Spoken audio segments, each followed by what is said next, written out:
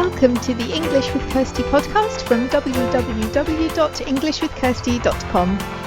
Here I'll be sharing with you tips, information and other learning resources so that you can improve your business English.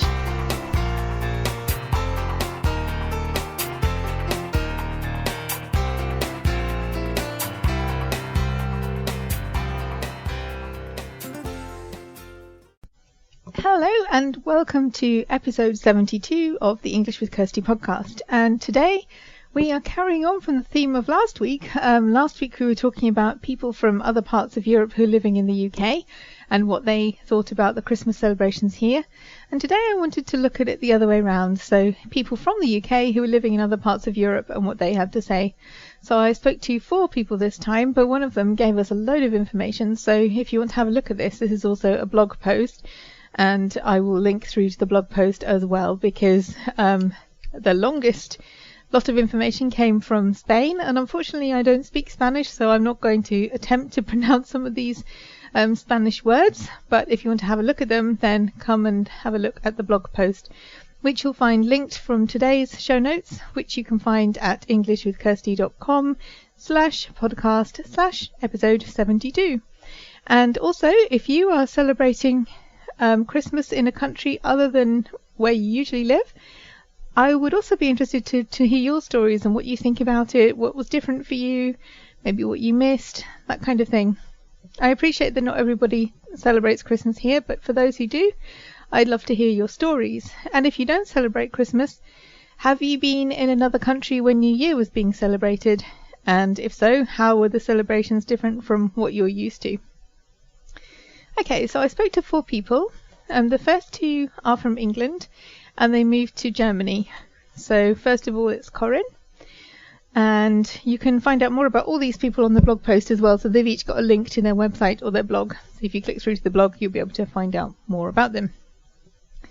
So Corinne made the point that we were talking about last week as well, how the 24th is the important day in Germany, unlike in England where the 25th is a lot more important.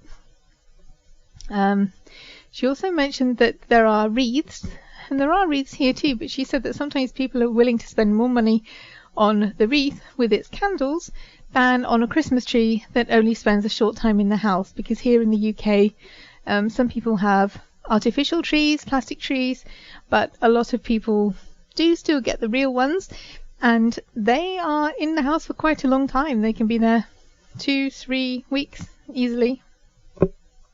But in Germany, she said the tradition is to have them on Christmas Eve, so the tree doesn't actually get that much time in the house, and because of that, people are willing to spend more money on their Advent wreaths. And she said that it's a tradition that the children from the church dress up as the 3 kings and go around singing Christmas carols. I haven't seen any Christmas carol singers in the UK for many years, not the kind that go door to door. We often see them in the shopping precinct, you might get a band and some carol singers there, but in terms of people going around the streets, I haven't seen that for quite a long time. She also said that reading aloud from a storybook is a tradition that she's seen, and she likes that because the children get involved and they read to their families, and that's a good thing. Cleaning boots, we don't have the 6th of December here in the UK, so the whole idea with Nicholas bringing boots full of sweets and things for children who have been good, or adults from what I've heard. Mustn't forget the adults. We don't have that here, but it's a tradition in Germany that Corinne likes. And she says she misses mince pies and port, and she makes her own cranberry sauce. So mince pies keep coming up in these Christmas interviews. I think that's interesting. Okay. The next one is Jane, and she also moved from the UK to Germany. And she says she likes the Christmas baking. So this came up too last week, but there are a lot more interesting types of Christmas biscuits in Germany than there are in England. And I like them as well, which is why I baked some a couple of weeks ago. But we don't really have the Christmas biscuits here, so that's a nice thing that Jane has discovered. And she said that there are different sorts and people give them as presents, so they make the cookies themselves and then give them to their family and friends. And she actually does something, she does an English Christmas dinner and brings the English traditions to Germany with the roast and all the trimmings, like all the vegetables that go with it, and a Christmas cake. So she's taken some of the English traditions to Germany to introduce her family to them. She says that she misses the music, so she listens to Christmas carols because the German carols aren't as evocative. They don't stir up the same emotions as the English ones did for her. So she plays English Christmas carols and has a mince pie, and then all is good. But I think it's true that the things that you grow up with maybe as well, if you when I listen to some Christmas music, it reminds me of Christmas as a child, and so if I listen to Christmas music in another language, I think I would feel the same. It's not the same as what you know and what you've grown up with. Okay, Cara, whose website is also on the blog post. All of these websites you can click through and find out a bit more about the people who answered my questions. So Cara moved from the UK to France. And again, it's the same. We learned from Carmen last week, but the main celebration in France is also on the 24th. And Cara hasn't celebrated Christmas many times in France, so she'd said there weren't that many new customs that she's found. But she said there aren't so many Christmas cards. I've noticed a lot less Christmas cards here in the UK. When I was a child, there used to be loads, and we had a big string of them on the wall. I think a lot less people send them now, although they are still quite popular. Some people choose to give money to charity instead, or some people make cards, but that's still not so many. But yeah, some people decide not to send cards to all their friends, but they make a donation to charity, or they send e-cards. So you're not creating a load of like paper waste at the end. It's more environmentally friendly. You just send an e-card. But Cara says that people are more likely to send New Year cards in France than Christmas cards. And she also said that another difference with the food is a controversial food product made of liver. So it's the goose liver, and it's controversial because they're fattened up through force feeding, and some people feel that that's not a good thing to do, to force feed the geese just so you can have their liver. But she also said that there are nice chocolates wrapped up in shiny packages, and there's a little message on a piece of paper inside, and that's a nice idea, these chocolates. And she said Yule logs, they came up last week as well. I think Yule logs are good. I'm going to buy one for Christmas because I don't like Christmas pudding and I don't like English Christmas cake. So yeah, Yule logs are definitely good. And Cara says she finds UK more Christmassy, which is why she tries to come back to the UK for spending Christmas here. And then the last person that I spoke to was Molly, and Molly's written loads. So yeah, come and have a look at Molly's contribution, because she's explained a lot, and especially if you don't know about Spain and how Spanish Christmases are celebrated, then you'll learn something. I certainly did. And so Molly said that she's been interested in studying how Spanish people celebrate Christmas from school, not college, but now she's actually living there at the moment, so she can find out firsthand what it's like. So again, Christmas Eve comes up again. That's the main day for celebrating. People go to church and then celebrate Christmas on Christmas Day as well, but also on other days because of other religious holidays. For example, Day of the Innocent Saints on the 28th, when people play jokes on each other, a bit like April Fool's Day by the sound of it.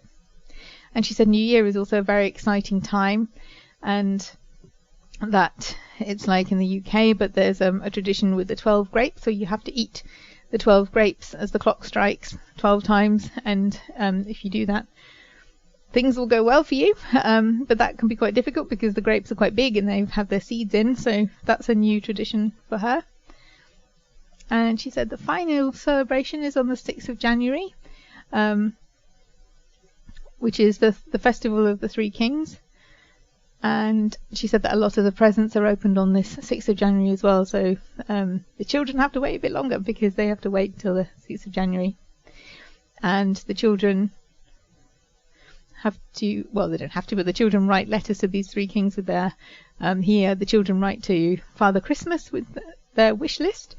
But in Spain they write to the three kings, so that's another difference that she found. And Molly said that she's living in Catalonia and that there's a character known as the Christmas log, and you fill him up with sweets, and he's hollow, so you can put things inside him. He's got a face painted on him. It's called the pooping log. And you keep him warm with a blanket and give it food to eat. And then Christmas time, you beat it with sticks to help its digestion, and the treats that you put inside him fall out. But when garlic or onion come out, that's the end of the treats for the year. She said the food is quite similar, although she's going to be spending Christmas in the UK. There's a lot of seafood, and there's someone who doesn't really like seafood. That's not so good for her. But the thing that she misses most is roast dinner, like the turkey with all the trimmings. And fortunately for her, she'll be coming back to the UK to have turkey with all the trimmings as well. So that's a good thing for her. And she said that because of the modern technology, you can use, if you have a Netflix account, you can watch the Christmas movies that you've seen before or see the Christmas adverts. And so even though you may miss things from home or from England, because of things like Netflix, you can still get the information that you wanted otherwise. So I hope that was interesting for you. Maybe you are from Germany, France or Spain, and so you've been able to hear how people from the UK see Christmas in your country. But as I said, I would be interested to know your ideas as well. If you've celebrated Christmas or the New Year in a country other than where you normally live, let me know what it was like for you, and if you picked up any new traditions, you liked them, took them home with you, and started doing them at home, like me with the German biscuits, because I think they're nicer than what we have. And if you want to do that, you can email me at kirsty@englishwithkirsty.com, or you can use the contact form on the show notes page, which is at englishwithkirsty.com/podcast/episode 72. And also, if you would like to support the show, then there's the Patreon link on there. So if you would like to donate $1 or a couple of dollars a month, then that would be really nice as well. So I will be back. We will have one more podcast before the end of the year. There'll be one next week. So I won't wish you a Happy New Year yet, but I do hope you have a good week and have fun learning English.